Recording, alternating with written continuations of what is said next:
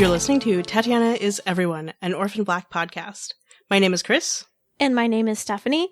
In this episode of the podcast, we are discussing episode 8 of season 4 of Orphan Black, the redesign of natural objects. While there will be spoilers for that episode, there will be no spoilers for future episodes. I can't believe there are only 2 episodes left. I can and I can't. I know I feel like I should be more like, no, there's only 2 more episodes. And I guess I am a little bit that way, but mostly I'm just kind of excited to see how this all concludes. I agree with that. Yeah. It's one of those things, I think it's just like, the season is really short, but the episodes are really good. Yeah. So it's that whole, I'm excited to see where they're going with this, but I'm kind of sad to see it end for, a year or whatever it's going to be. But I just continue to just really be enjoying this season. And they continue to just keep it really personal, I think, when it comes to Clone Club. And I'm just enjoying the heck out of this season. Me too. But it always feels weird to say that because, terrible things have happened. I know, but... terrible things happen every season, though, I guess. They're taking me on a journey. I wasn't quite as nervous and tense as I was in the last episode, but I, again, had the same sort of sitting forward, what's going to happen? I reached over and I touched Susan's arm several times while we were watching. Just involuntarily, I realized I was, touching her, oh my gosh. Needed some grounding. Yes. I hear ya. So what do we want to talk about first? Do we want to talk about Neolution Island? Yes, let's talk about Neolution Island because I had this thought. I kid you not. I had this thought when I was watching the episode. It's Orphan Black Survivor. It does kind They're of on an feel that island. way. There's a new alliance that is formed. Uh-huh. Uh-huh. I'm just saying. Season 20-something whatever, cycle 20-something whatever of Survivor. I have no idea. Neolution Island. I like it. My dad would know, but I don't know. So we got some kind of important stuff going on there this week, it feels like. Okay, so last week, I was talking about Rachel, and I mentioned the fact that Rachel had good qualities. I actually considered taking that out in editing, because I just expected emails to flood in saying, what are you talking about? And they did not flood in, but we did get one very strident email from Victor, basically saying, what are you talking about? Rachel's terrible. She's done all of these terrible things, which is all true, Victor. I am not... Yeah, we're not saying otherwise. No, I think we even said in last episode, she's still a horrible person. However, we can see her good qualities. Good qualities does not equal good person. No, and I would say Rachel almost always uses her good qualities for evil purposes. But that does not mean that she doesn't have them. And I feel like actually Charlotte this season has brought out more of her good qualities, make them more apparent, and actually have her use them for good. Because the thing is, she was actually very nice to Kira when Kira was that there. Too. I mean, yes, Kira clearly didn't want to be there. Mm-hmm. But I feel like Rachel was being decent to her as much as the circumstance could allow. After kidnapping her forcibly, yes, she was being nice to her. Yeah. Again, I'm not saying that was a good thing. I know, I'm just saying exactly. She was being kind to her. Yes, I agree. I think both times Rachel has had significant interactions with children, she looks better than you would expect she would. But okay, so Rachel's good qualities. Here's what I would say personally. Here are 3 qualities of Rachel's that I think are good qualities. One is that she will tell you hard truths, which we talked about last week, and I think we see her doing again this week. And 2, she is very intelligent, clearly, usually using that for evil purposes, but clearly very intelligent. And 3, she's very determined and very driven. Again, mostly used for evil purposes in the past, like the whole killing Sarah. It's that whole thing, qualities are both good and bad, right? Because it's basically the same thing as saying she's ambitious, which can be a great thing, but it can also be a terrifying thing. Mm-hmm. Yes, exactly. But I feel like we are seeing her put her good qualities toward better uses these days. I don't think I've still gotten to the point where I can root for Rachel, but... me neither. But at the same time, I don't know that I necessarily wish her ill as frequently as I did previously. I think that's an excellent way to put it. I'm not fond of Rachel, but on the sliding scale of people who are doing bad things, at the moment, Rachel is the lesser of those evils. Yes. Maybe. That's not to say, though, that if Rachel manages to climb back up to power by dethroning Evie Cho, she won't then become a terrible, horrible person again. I'm hoping that I mean, I think this is like a circumstantial kind of a situation here. Exactly. She, right now, is without power. She's had it stripped from her in a variety of ways. And so right now, she's fairly benign as far as characters go in the story right now. We're saying she's sympathetic, not that we like her. Yes. Which is... And not that she's a good person, because she's not. Yes. Because Victor made it clear in his email he didn't think that Rachel's a very interesting character. I disagree. And I think it's because Rachel has these layers to her that I think she is interesting, that you can have sympathy for her, and yet you hold against her all the terrible things that she did. And she's done some of the worst things on this show. Like, I think if you're trying to compare her to Evie Cho, I think they've done equally horrible things. They are equal bad guy. However... You know. Right now, Evie Cho has the power. Exactly. So she's the greater threat.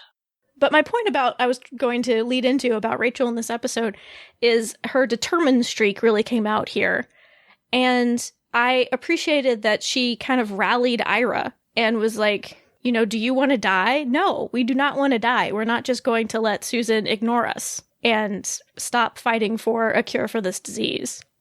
I'm honestly very curious where this alliance between Ira and Rachel is going to go. Me too. It could be very interesting. Unless this was the extent of it. Maybe it is, but I kind of wouldn't think so. This is probably the most interest I've had in Ira as a character, actually, so far, is seeing him interacting with Rachel here on this episode.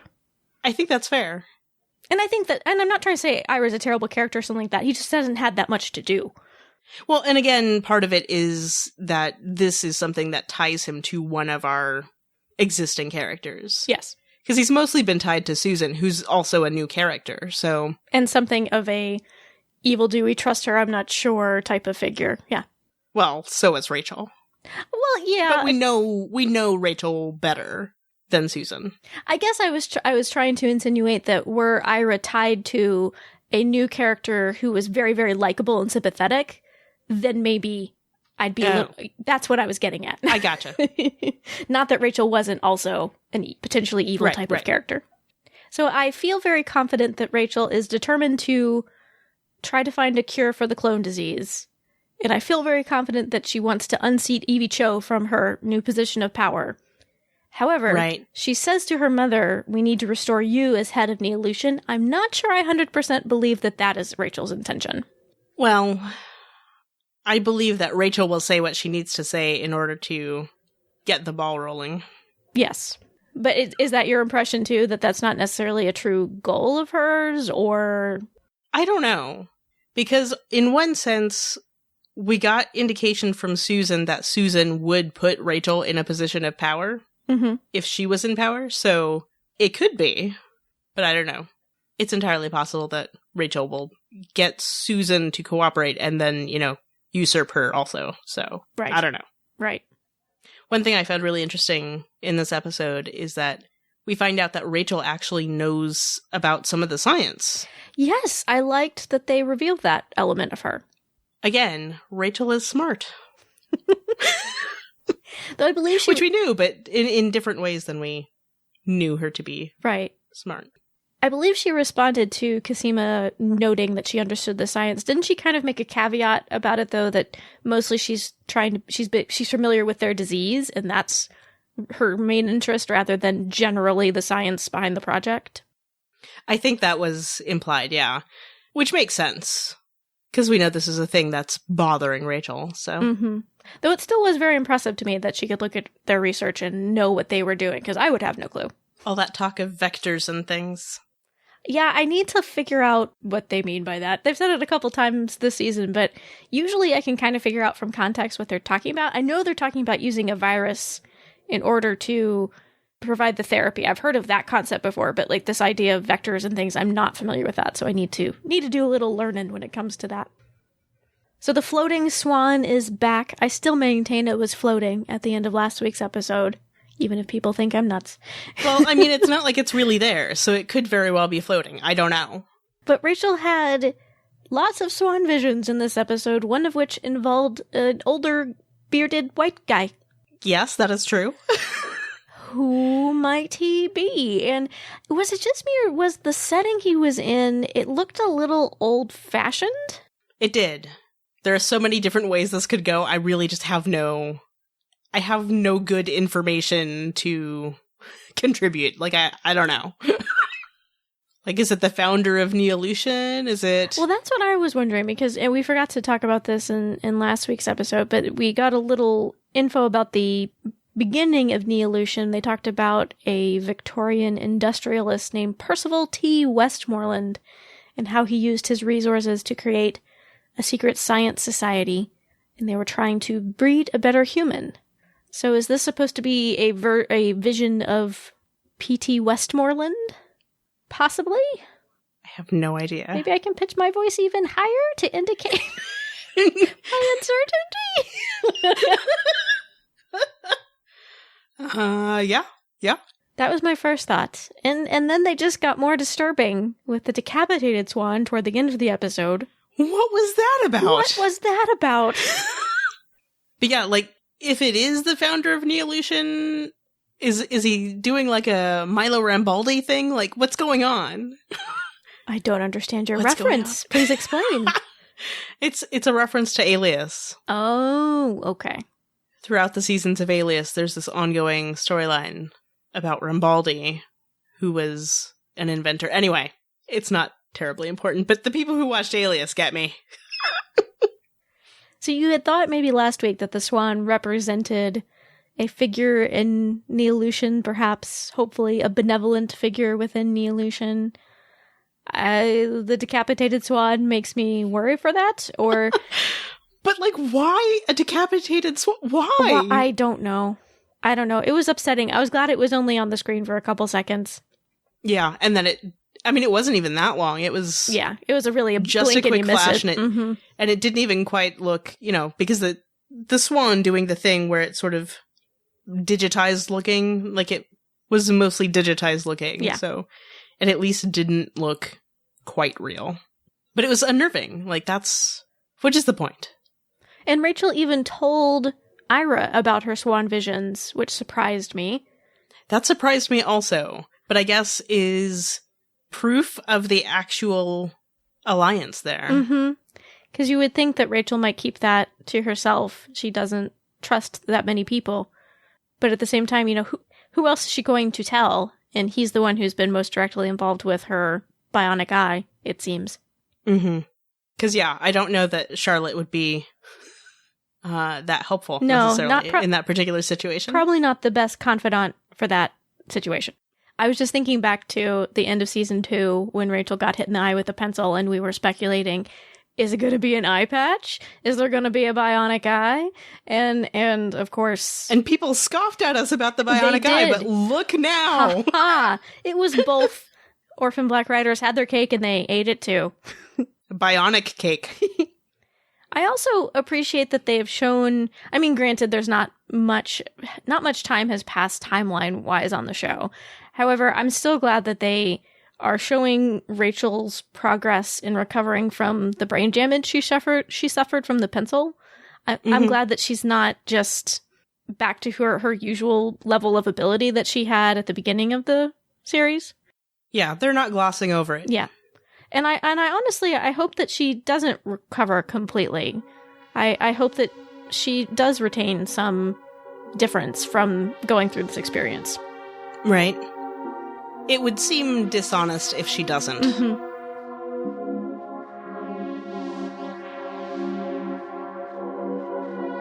Cosima and Sarah, through MK's help, have made contact with Neolution Island. I like that you're just calling it that now. Well, why not? Neolution Island. It sounds like a new TV show.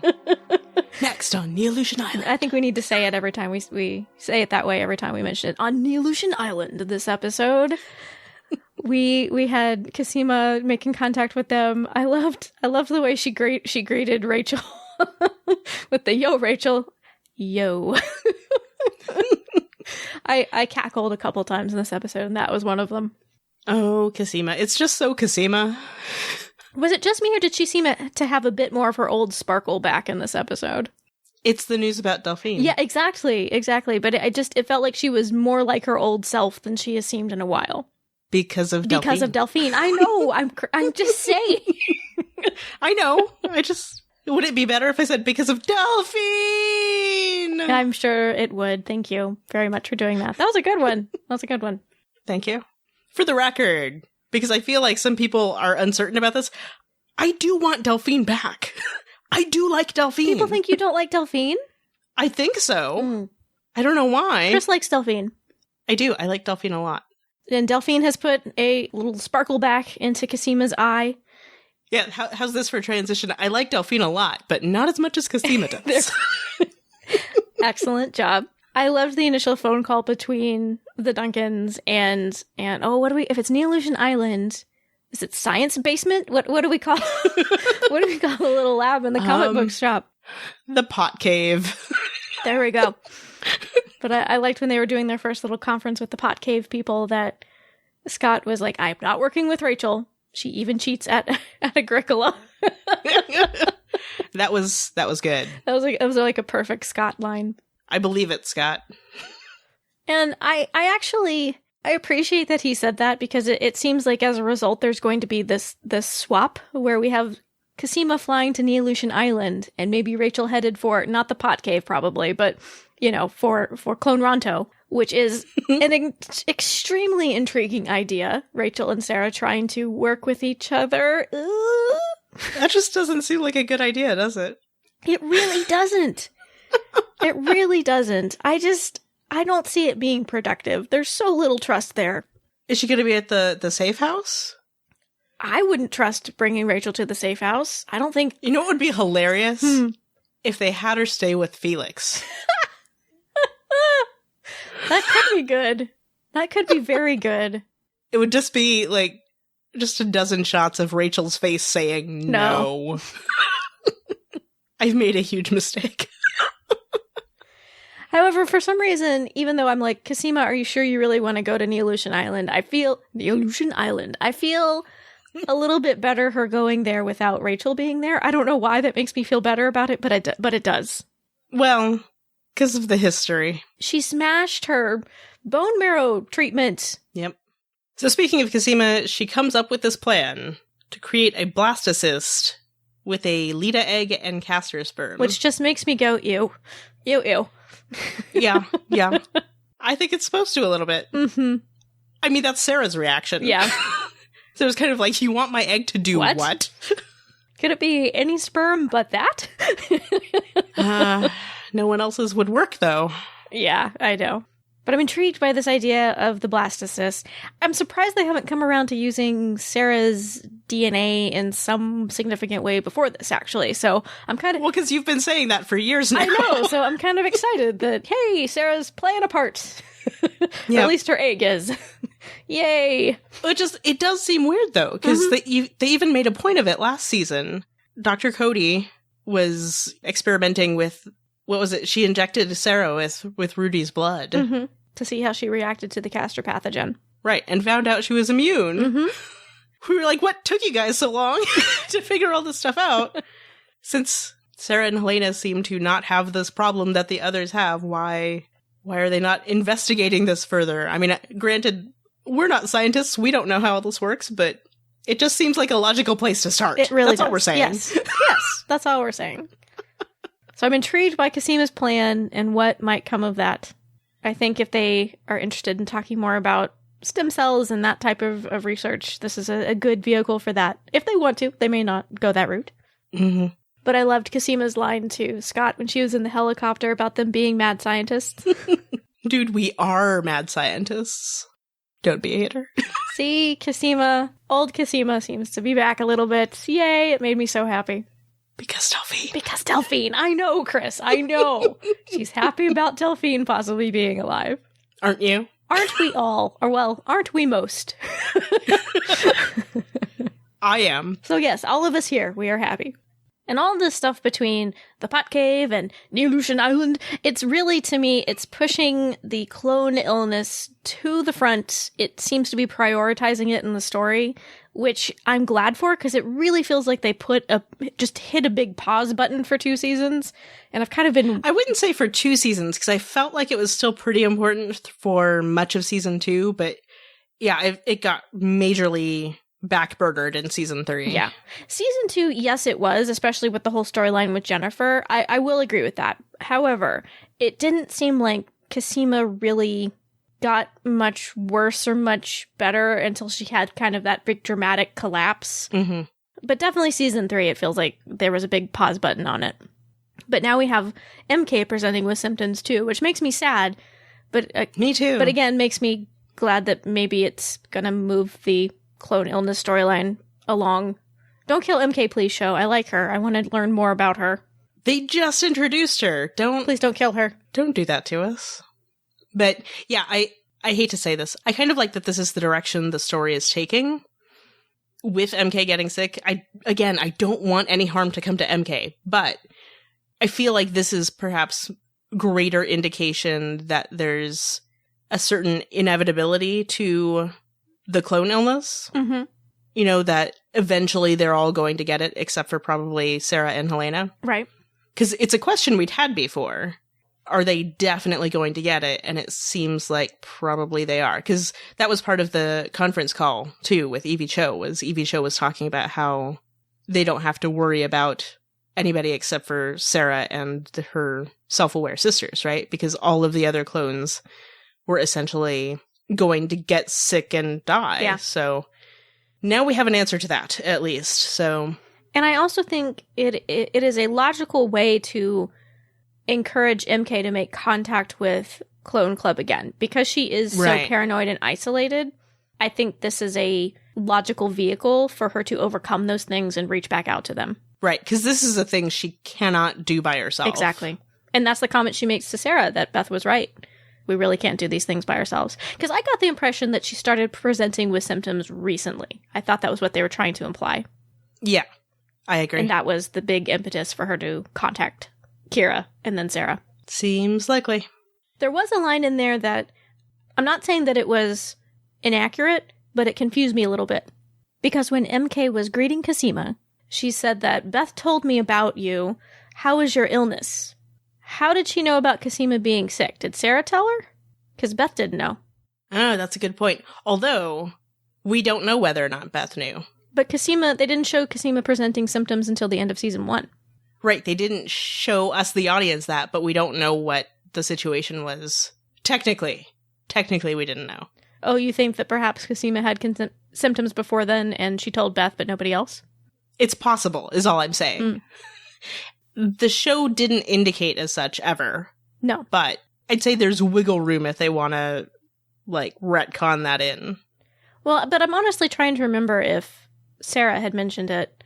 Or it's possible MK just, I don't know, figured it out. She's a hacker. But that line, it made little bells go off in my head because I was thinking, wait a minute. As far as we've been told, Beth wouldn't have known that Cosima was sick. Right. But who knows? I like that Cosima told MK she could leave her mask on because she thought it was funny. I was a little perplexed by MK's reaction to that, though, because MK kind of seemed discouraged by that. Yeah. Even though I don't think that was Cosima's intent. No, it wasn't her intent. I wouldn't think. No, but maybe MK took it the wrong way. That she was saying, oh, I think it's funny you're wearing a sheep mask, ha ha ha ha, rather than Cosima was saying she thought the reference to Dolly the sheep was funny. Right. I mean, it makes sense, though, right? I mean, MK is a bit socially awkward, so it's not surprising that she would not know how to take Cosima's comment, never having spoken to Cosima before. Exactly. We had speculated how MK might be helpful if she was reintroduced into the story. Doesn't seem like she might be helpful in the ways that we speculated about, but she does still seem to be an asset. I was pleased to see her be able to help them with the situation with Duko this week. Yeah. It can't hurt to have a hacker on your side, right? If modern television has told me anything, it's always have a hacker on your team. And speaking of the situation with Duko, that was clearly the storyline that had me nervous and leaning forward this week. The intersection between Duko and Mrs. S and the Hendrixes and, Mrs. S! Mrs. S! Did you cheer when she did what she did? I did not. Because here's the thing. Yes, Duko did horrible things. However, he seemed to have a little bit of humanity in him. He was kind to Kendall when they were out in the cold. And until he killed her. Well, yes, I know, Kris. I know that. I know you know. So while I wasn't exactly sad to see Duko get shot, it did kind of make me sad for Mrs. S that was something she felt like she had to do, if that makes any sense. Yeah. I think they did make a point of having that moment not being one of triumph for her, but she seemed genuinely kind of sad about it. Yeah. That said, we did get an email from Steven. It was titled Duko, and the content of the email was just, deserved it. Is this the same Steven who sent a similarly succinct, pithy email previously? I honestly don't remember. Well, thank you for your email, Steven. I was rather amused to get that. Yes. I agree. I feel like Duko deserved it. He was doing bad things, and for money, he tried to say that, it was just for my niece, I had to take that money. Here's the thing about that. He was talking about his niece, and he says, she's like 10. Yeah. Like, he's not quite sure how old she is. How close are you really, Duko? Mm-hmm. Mm-hmm. And if he was getting all this money, why didn't he eventually use it to try to get away from them? You could do a lot with a lot of money. But neo-Lucianists are everywhere, apparently. I guess so, as poor Donnie found out this week. Even if they may be concentrated on Neo-Lucian Island. They spread outward from Neo-Lucian Island. That's where they hatch them. I don't even know what I'm talking about anymore. Why is it like every 25 years the Neo-Lucianists rise from the sea and they plant their eggs along the beach and they return to the water. Little hatchlings spring up, and if they don't find their way to the nearest maggot bot, they die. Sorry, we're a little punchy this week, folks. Are we sorry? Before we move on to all of the stuff with Donnie, however, getting back to that upsetting scene with Duko and Mrs. S, that was just really an intense moment where she's telling Art and Sarah to leave. Like, this is her turn now, essentially. Mm-hmm. And they left her. And they do. Mm-hmm. There's tacit approval of Mrs. S's actions. But why didn't they put a tarp down first? Come on. Yeah, I know. I've got to call you out, Kris, because I saw some of your live tweeting, and you were like, protect the comics. I was trying to add humor to a serious and sad moment. It's what I do. I said, at least put a tarp down first, and then hashtag priorities. Was actually what I tweeted. Oh, okay. Excuse me. I didn't mean to misquote you. That sounds so much better. You sound so much more compassionate. To be fair, the official Orphan Black Twitter account retweeted somebody else saying something about protect the comics, or there are collectibles in there, or something like that. I wasn't the only one, Stephanie. But Duko, he finally did reveal under threat of shocks. That was really unnerving. It was extremely unnerving. But he finally revealed that Evie has a plan with her maggot bots to do something with them once they are implanted in unsuspecting people, thinking that they're using them for gene therapy. But he doesn't know what she's actually going to do with them. So what is she actually going to do with them? Probably gene therapy, but maybe not exactly what everybody thought it was going to be. Good point. Or at least possibly. Or it could be a matter of information gathering. I mean, I don't know. There are lots of possibilities, and very few of them are good. They still have, I think, that maggot bot that they stole that was in Sarah. And I'm hoping they might come back to that Scott and Cosima and the other people at Neo-Lucian Island will help them maybe investigate the maggot bot to see what it was actually doing to Sarah. Yeah. Yeah, maybe Cosima has it with her. Take it to Susan. Who has better resources than she does, or at least more resources than she does. Tied in with all of the Duko storyline this week was obviously the situation going on with Donnie and Alison and his arrest that we saw at the end of last week's episode. I had sympathy for Donnie getting roughed up, for sure, and being threatened and almost getting his eye gouged and his brain potentially punctured. Poor Donnie, yes. However, Donnie, you idiot, don't just start talking to the first person who comes up to you in prison like, oh yeah, I did this thing. Oh, The whole time he was doing that, I was just kind of like, Donnie, shut up. You have no idea who you're talking to. Shut up, shut up, shut up. How can you still be this naive?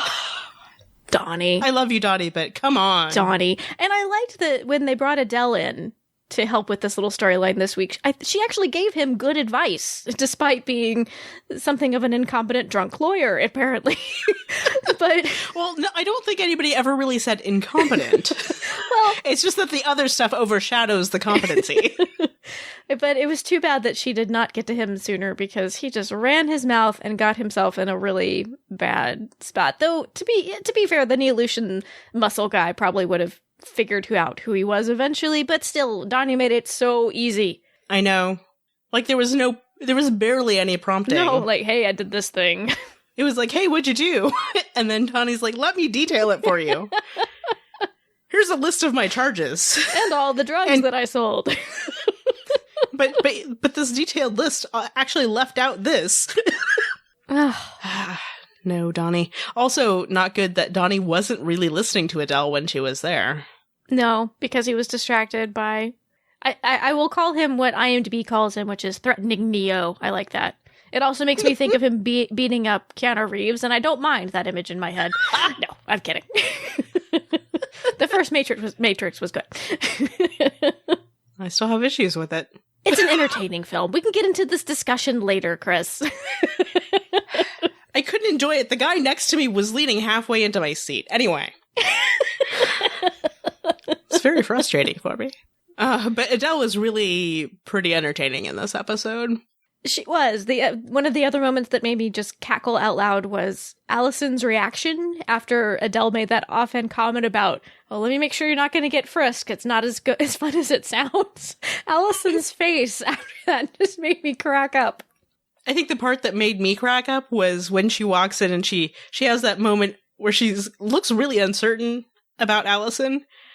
And then Felix explains it's Sarah's twin sister. And she says, oh, you look exactly alike, except less angry and better hygiene. Yes. It's a great line. Or less angry and more hygiene. I forget what. Anyway. Yeah, something like that. But it was a good line. Yeah, so I actually really enjoyed them bringing Adele back to help with the legal stuff in this episode. Yay. I hope she's not evil. I hope she's not evil, too. I'm feeling better and better about her. Me too. Her story so far is checking out. Yeah. But we're paranoid, because... This show. Exactly. There's been precedent. So what did you think about the storyline they did with Alison this week and putting her between a rock and a hard place and trying to make her turn against her sisters? This was, I think, as nervous as I got this episode, even with Mrs. S doing her thing with her rifle. The fact that I wasn't sure what Alison was going to do, I thought that was really well done. Me too. And the fact that they used musical theater along the way, even better. Because they have the sequence, right, where Donnie's getting tormented, intercut with Alison performing Jesus Christ Superstar. And when she first started singing, because this was after, she went and talked to Duko and she seemingly turned on her clone sisters. And when Alison comes out and starts singing, I turned to Susan. I was like, she's singing the Judas part. And I was like, come on, Orphan Black. That's a little on the nose. That's a little on the nose. I should have known. It's on the nose if you know Jesus Christ Superstar. Okay, fine. But of course I know Jesus Christ Superstar, Kris. Who are you talking about? But I don't. Oh, okay. I'm talking about me. Go watch the 1970 film version. It's very, very entertaining. I will do that. Orphan Black has inspired me to do that. Because that was amazing. The 1970s film version is as gay as that, I think would say. Judas, I guess in that number he does wear like a bright silvery outfit. Because I was wondering why she was wearing that silver cape. But yes, he actually does wear kind of a silvery disco outfit in that number. Now that I'm remembering. It's not my favorite of the film. I like other numbers better, so I don't revisit that one as much. I'm just saying, though, that... I would watch a whole series of that. Of Sarah Stubbs and Alison. Yes, Sarah Stubbs is great. She is amazing and should be around and singing all the time. I love Sarah Stubbs. I know I've expressed my love for her before, but I just love her to death. I'm so happy they have found ways to naturally bring her back into the storyline. Maybe it's not so natural that they're now doing another musical production. I don't care. Give me more community theater, please. But it kind of, I mean, it makes sense, though, because it's Alison, and Alison's response to traumatic things going on is to do things that are, like, ridiculously... like, to a ridiculous extent, what she would be doing anyway. Yeah. And they've established since, was it episode 3 that she does community theater? So it's not like they just suddenly brought in this aspect of her life for kicks, you know. It was a very early on established thing that Alison did. Right. And as previously mentioned, like, any excuse to bring Sarah Stubbs back as often as possible. I love her, and I love Tara Hazelton, who plays her. So I'd be super up for any more musical numbers they want to throw in this season. If this is all we get, I'm happy to. This was fantastic. Especially the part of the number after Alison realized that Donnie was okay and she really got into it. Oh, that was just amazing. It was good already, but that's when I tweeted in all caps, like, amazing. Like, just got amazing. So during the musical piece, they also showed Alison stumbling upon an old... airplane bottle size, that's the wrong order of the words, airplane-sized bottle of vodka in her makeup train case. I don't want them to go down the road of Alison's alcoholism again. How do you feel about that possibility? I don't either. Although, at the same time, it would be thematically relevant since this season seems to be all about, you know, repeating patterns. Yes. So I could see them going down this road. I don't know that I want them to. I'd be okay with it if it's this matter of the temptation is there, but enough stuff has happened, or perhaps her friendship with Sarah Stubbs or something, if something stops it from happening again. To me, that would be the better story. I agree. I think it's fine and great to see her struggling with such things, but having her be drinking and going back into where she was kind of back in season 2, I'm not as interested in seeing that. Right. I don't think, however, she's going to be turning to Reverend Mike anytime soon for support. He's just kind of a boob. He's in my opinion, he doesn't seem to be a very effective or comforting preacher type. Yeah, I have kind of mixed feelings about him because he did have the one line, which I thought was funny, that, I mean, not a good thing to say. Don't say this. But the whole, I'm sure the children who witnessed it will be just fine with proper therapy. Dipstick. I mean, what? Oh no, it's a Jackie thing to say, but it made me laugh. Oh, it did give me a little chuckle, but I was just like, oh, you Jackie. The thing is, that I appreciated about him was that he didn't push Alison too hard, you know, because clearly something was bothering her, and she posed this hypothetical question to him, and he brought up the fact that she and Donnie had made vows to each other and everything, but then let her sit with it, rather than being very pushy or whatever about it. So I'm like, at least he wasn't being a jerk about it. Not about that. He was and wasn't, I guess. I kind of feel like he is overstepping social norms a little bit. Like, I get it. It's his job. He wants to try to help people with their problems, but I feel like Alison's body language and demeanor indicate that she's not particularly interested in him prying in what's going on with her, and yet he still does it. No, that's fair. I guess I'm mostly glad that he didn't make it worse. Yeah. after that certain point. Yes. Yeah. And I mean, I think he ultimately, I don't think he gave her bad advice. And I think he gave her expected advice given who he is. It was basically like, listen to your conscience. Yes. So I'm okay with it. And I did want to follow up. I mentioned last week that I thought, or we were wondering if this was the same Reverend that we saw back in season 1. And according to IMDb, it is. He has been in 4 episodes. That one in season 1, the season 2 episode, and then 2 episodes this season. So yay for continuity. I love that Orphan Black does that they bring back the same actors and same characters. We still haven't seen Bobby this season, though. I half expect to see her at some point, but we'll see. Oh, speaking of recurring characters, he wasn't in it, but I squealed when Art revealed that he was talking to Raj on the phone when they were driving looking for Mrs. S. I said, Raj! I kid you not, when Art's on the phone. He's like, thanks, Raj. I could hear you in my head going, Raj! It made me happy. So I'm sitting here with my partner, Susan. Hi, Susan. Hi. As I was editing the episode, I realized that Kris and I didn't actually get to talk that much about the whole situation with Alison this week. We got distracted by Jesus Christ Superstar. And so I wanted to get your thoughts about that whole plot element this week, because you've mentioned a few things to me over the past couple of days. Yeah, that was really a probably the tensest part of the episode for me, because I didn't want to believe that Alison would actually sort of betray Sarah and set her up with Duko, but she was in this impossible situation where Donnie was in so much danger, and I really like the way that they structured that to where we didn't know until everything kind of went down that she hadn't just ratted them out. Did you consider what she might do at all? Did you have any inkling as to what direction she might go? I thought that she might, because Felix was there, pull him aside and say, hey, this is what is happening. Let Sarah know what's happening. But I wasn't sure what she would do, because she was so desperate. And I mean, she is the only one of the clones in Clone Club that signed the agreement with Dyad in the first season, and she seems to be the one that's the most invested in having a really kind of normal, middle-class, respectable-looking life.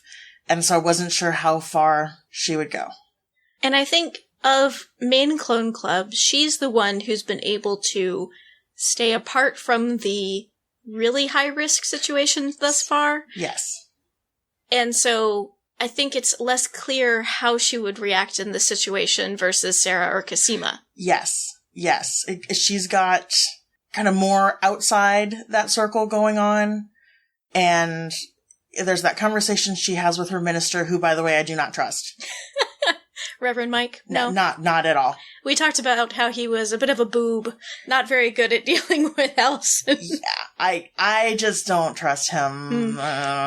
He's a little too pushy for my taste. He is. And it may just be he's not particularly good at the whole pastoral care aspect of his profession, but you're taking that to mean he's potentially shady?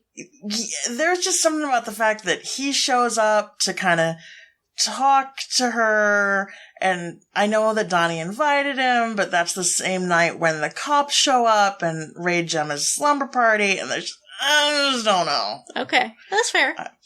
Especially because religious officials and religious folks don't come off looking particularly well in this show. True, so far they have not.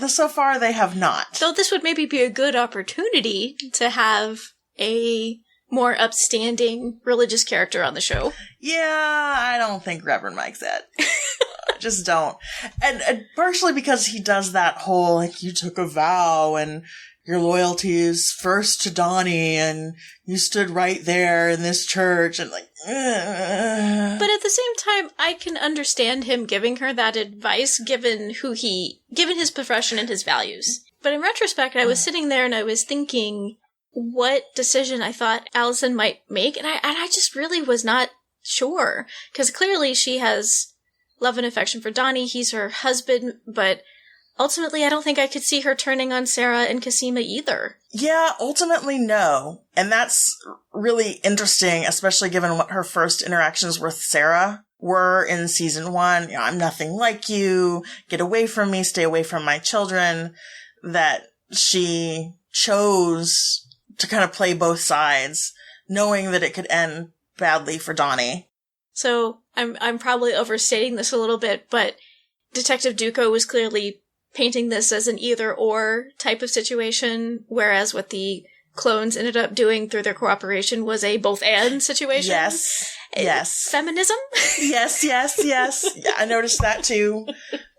You know, he paints it as this, it's gotta be this way or that way. And either choice is terrible. Mm-hmm. And ultimately, the only one who meets a bad end is Duko himself. Yeah. Because I was thinking, and it might have even crossed Alison's mind, that even if she had gone through with turning in Sarah over to Duko, she had no real guarantee that nothing bad would happen to Donnie. Right. either in that particular incident or he's still going to be in jail with this guy. At least for a couple of days. For a couple of days. Right. And, poor Donnie trying to act all prison savvy. I know. That's what we call a knife in here. But the thing that I want to see, and I don't know if I'll get to see this conversation, is, think back to Sarah has that sort of frustrated moment with Alison and says, for God's sakes, Alison, pull your weight for once, which I think was a little bit unfair because Alison's been providing the money for all this for so long. But I wonder if Sarah knows kind of what Alison did and what all was involved, and that she took the risk of losing her husband to save her and get Duko into their hands. And I want them to have a conversation about that.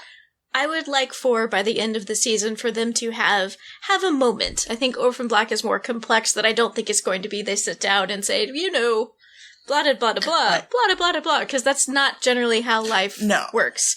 But I would appreciate a nice, quiet moment between the two of them where Sarah can reflect back that Alison does contribute to Clo Club. She makes difficult decisions for the greater good of all of them. And because Kris and I even talked about, after Sarah had made that comment about pull your weight, Alison, whether Sarah ever knew what Alison did digging up Leaky's body in order to get the little maggot bot for her. But yeah, I agree. I would love some sort of moment between Alison and Sarah by the end of the season. Right. I don't expect to see the conversation on screen because, like you said, that's not this show. But I want kind of the equivalent between Sarah and Alison of that moment in, not this past episode, but the episode previous, where Sarah sits down and she and Mrs. S clasp hands. Yeah. Something like that. Something like that. It could be as simple as that. Yes. Something like that.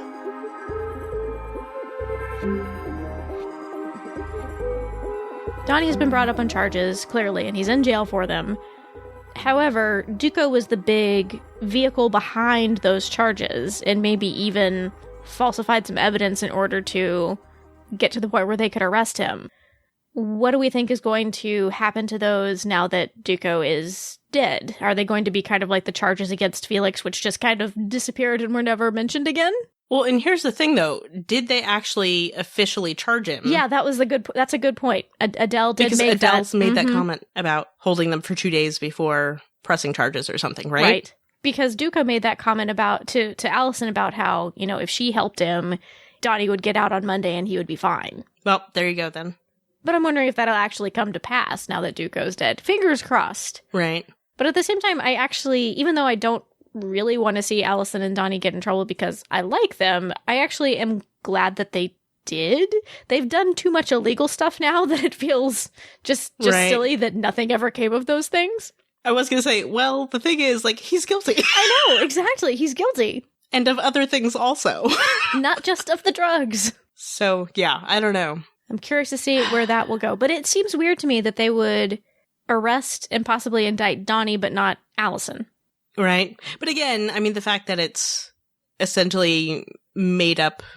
Oh. Except they're not made up. No. I understand that Duko was using that as leverage against Alison, and that's why she wasn't arrested. However, if Donnie continues to be imprisoned past Duko's untimely demise, then I would really start to wonder, shouldn't they have some evidence against Alison at this point too? But maybe I'm just overthinking it. You would think, yeah.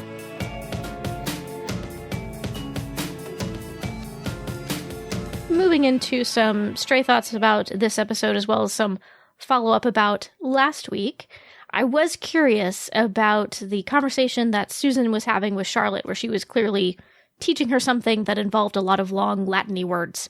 Yes, so I turned on the closed captioning and transcribed it, and then Googled it. What'd you find out, Kris? The whole thing starts off Susan saying something about severe panvasculitis, also signs of meningoencephalitis, and segmental enteritis. What do you suppose that means? And then Charlotte responds that we'll find a rhabdovirus. So I'm kind of like, I have no idea what's going on. I gather it's something about diseases, because the word virus was in there. Exactly. And a bunch of itises. Looking everything up, a rhabdovirus is basically a type of virus. Rhabdos is the Greek word for rod, which is the shape of the virus. Oh, okay. So, like, rabies is a rhabdovirus, apparently. Cool. Please don't yell at me if I'm wrong, science people. This is just... Per Wikipedia. Yeah. We will put the links to these things in the show notes for anybody who's interested in looking up disease things. Meningoencephalitis is an infection or inflammation, or rather a disease that has symptoms of infection or inflammation of both the meninges, which is the 3 membranes that surround the brain and spinal cord, and the brain. Okay, that makes sense, because meningitis, that makes sense to me. Yes, okay. That is an example of, And then enteritis is inflammation of the small intestine. Okay, interesting. So she was telling her about the different types of diseases that they were seeing in this fish, I gather. It was a type of fish? Yes. Again, from watching... I mean, because they only show a glimpse of it, but from watching... Yeah, it just looked like a little blob to me. Pretty much. From watching After the Black, they were talking about how it was so hard for them to find essentially prop fish that they used. It was an actual fish from a study that was going on at a local university, apparently. Oh, okay. So Susan is talking about these diseases that they're seeing in this fish, and then the answer that Charlotte is giving her is what type of virus it could be. Apparently, yeah. Okay. Well, thank you for looking all of that up, writing it down and looking it up. I appreciate it. It took longer than I thought it would because I had to keep, rewinding it. I'm like, what is that? These words are so long. Meningo what? Let's move on to some feedback that we got after our episode about episode 7. We got a enlightening tweet from our friend Rebecca. What did Rebecca have to say, Chris? She explained that Dizzy, or at least the actor who plays him, because if you'll recall, we were wondering, what is that accent? I don't quite recognize it. It sounds like a couple of different things. Rebecca says that he, or at least the actor who plays him, who is Joel Thomas Hines, is a Newfoundlander. Heard of it. I know that they have large, adorable, fluffy dogs just running around. I'm kidding. No, but there's no Newfies, nothing. Oh. They're so huge, and I just want to hug their necks. Ugh. But thank you, Rebecca, for the information. And I realized when I was editing that it accidentally sounded like I was implying that I didn't trust Dizzy because he sounded Irish sometimes. I was not implying that I distrust Irish people. I just meant that it seemed like his accent changed, and that made him seem a little shifty. I think Irish people are great.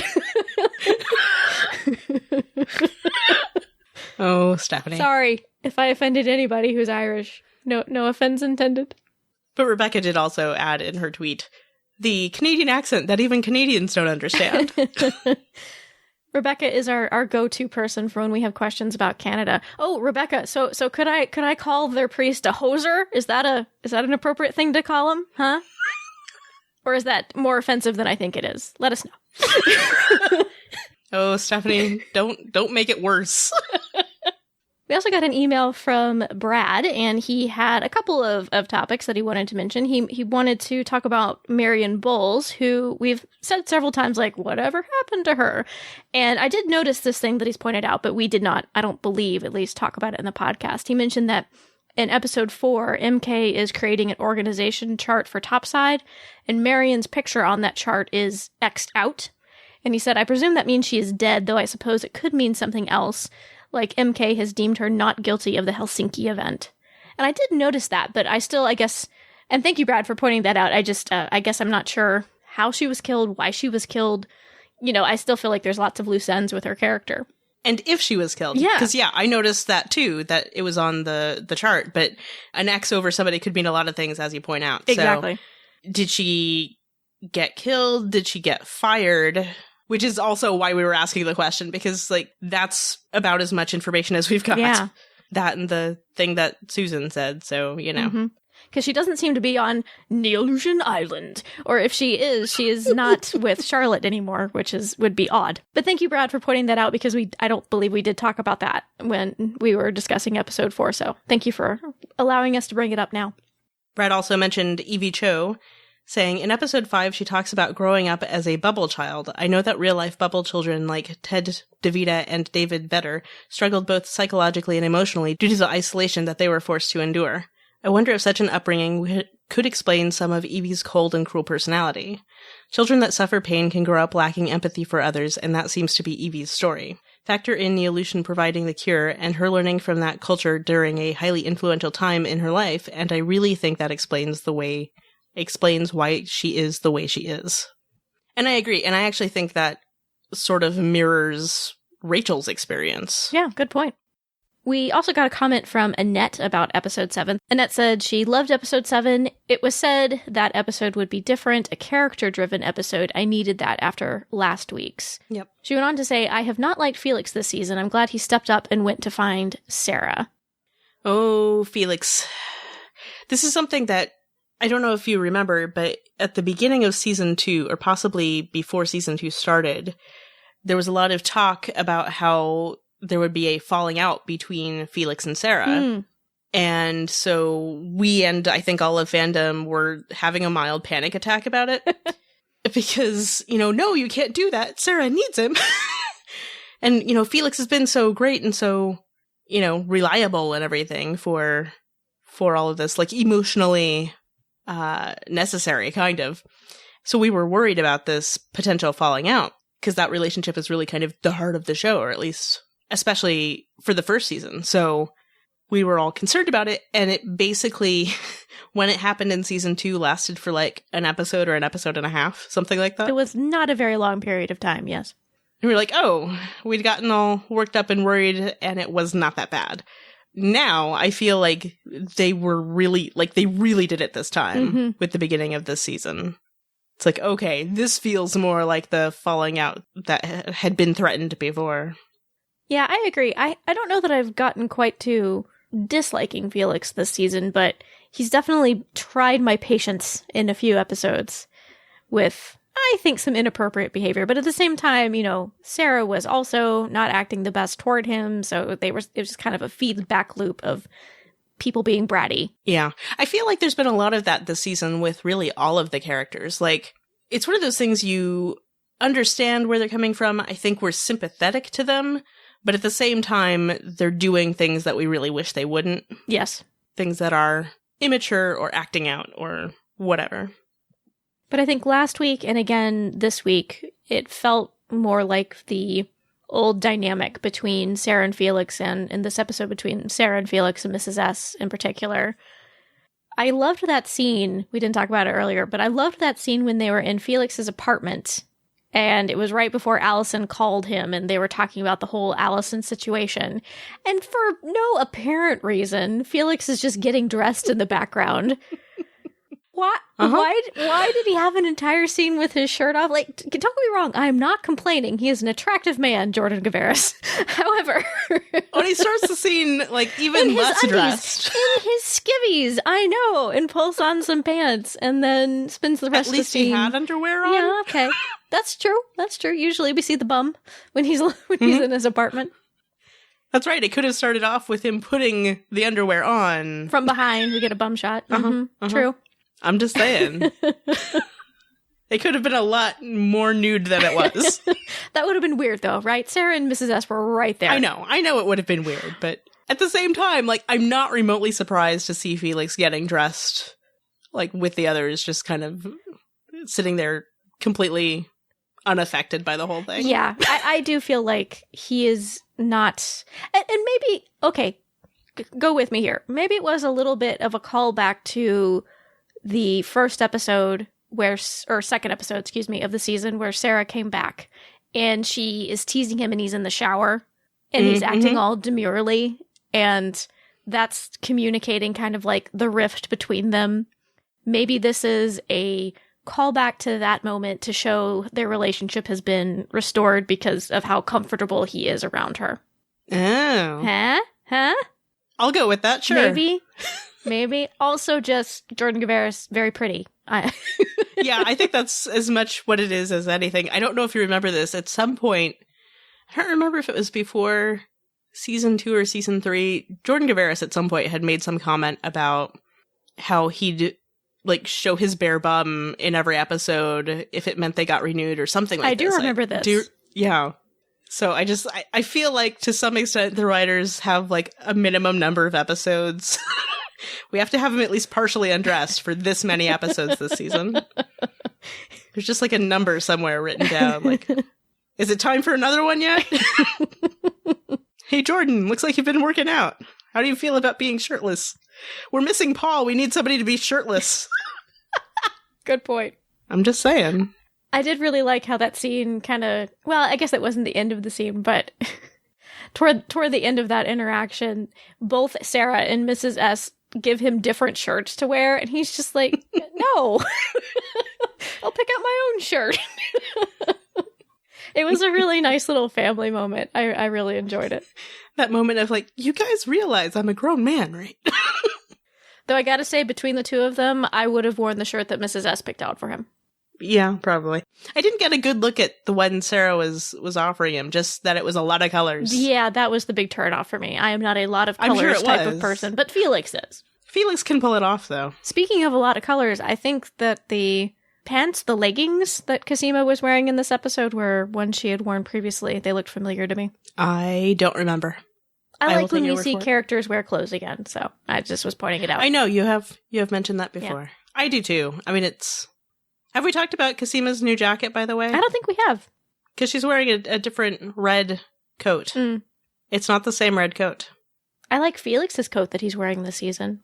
Unlike his first coat, I don't think that I would wear this coat that he's wearing, but it looked good on him. We also got a message on Facebook from Jim. He asks, do you think they're going to bring Crystal into the club? I can think of reasons why they wouldn't, and also reasons why they really should.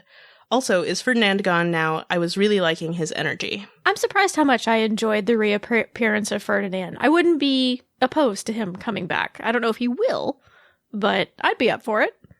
I think that's fair.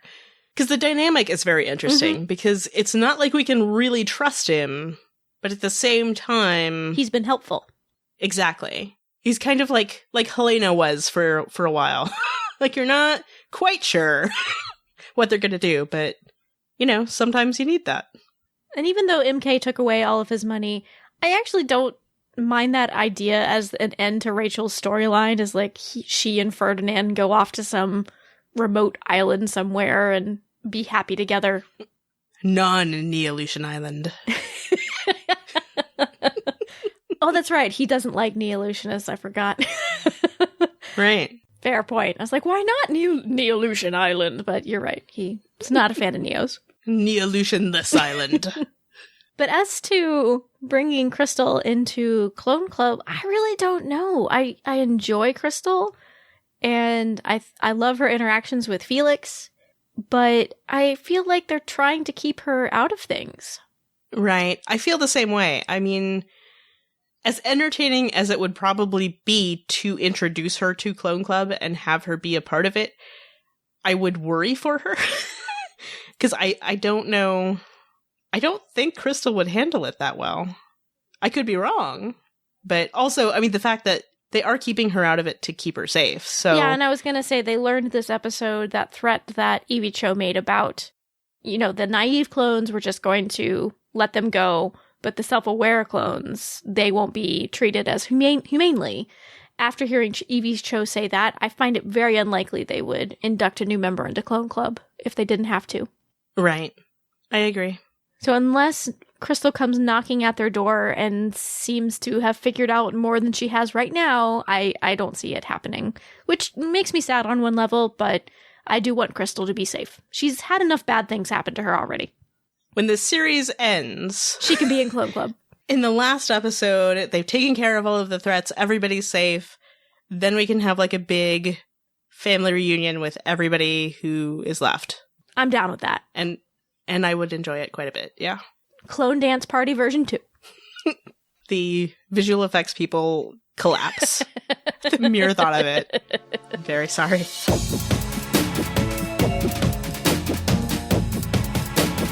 We'd love to hear your thoughts about this episode, the redesign of natural objects. You may do so in several ways. You can go and leave a comment on our show notes over at tatianaiseveryone.com/107. Send us email to feedback@tatianaiseveryone.com. We really love getting voice messages. You can do that in a couple of ways. Record a voice memo on your smartphone and email it to us, or call our listener voicemail line at 972-514-7223. We are on Twitter at TIE Podcast, and we're also on Facebook. Tatiana is Everyone is part of the Ask Genre TV family of podcasts. We have other podcasts for shows including Killjoys and Lost Girl and some other things. You can find all of those over at AskGenreTV.com. In this episode, Neolution Island was populated entirely by Tatiana Maslany. Thanks for listening.